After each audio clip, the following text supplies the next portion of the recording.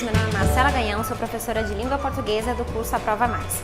Hoje a dica é a respeito de vozes verbais, tá? E aí a gente tem muita confusão a respeito da voz ativa e da voz passiva, como passar da voz ativa para a voz passiva ou vice-versa.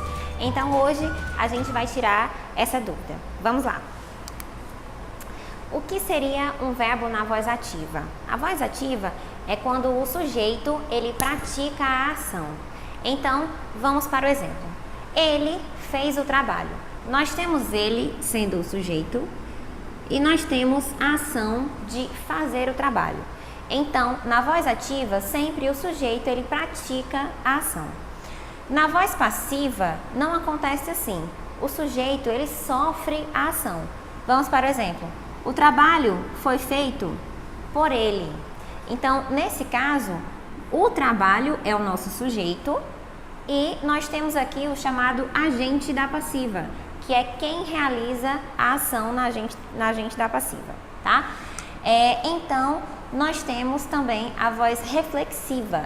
Essa voz reflexiva é quando o sujeito ele sofre e pratica a ação ao mesmo tempo. Então, vamos para o exemplo. O menino feriu-se.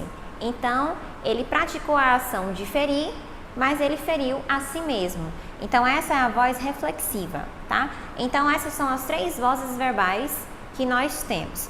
Mas, a voz passiva, ela se divide em duas, que são a chamada voz passiva analítica, que nós temos a estrutura seguinte. Você tem o verbo ser, mais o particípio do verbo principal.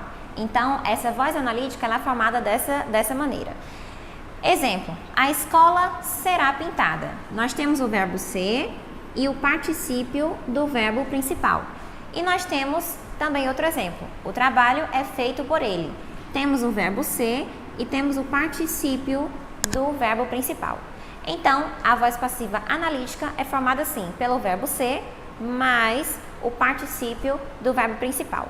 E nós temos também a forma sintética, que é a voz passiva sintética, que ela vem com o agente ou a partícula passivadora, que é esse ser aqui.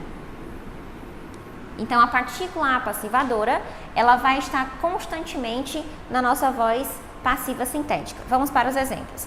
Abriram-se as inscrições para o concurso. Temos aqui a voz sintética, representada pelo sim. E destruiu-se o velho prédio da escola. Temos novamente aqui o si. Então, a diferença da voz passiva analítica para sintética é essa. A voz passiva analítica, ela vem com a locução verbal do verbo ser mais o verbo particípio, né? E nós temos também a voz sintética, que é aquela que vem com a partícula sim, tá?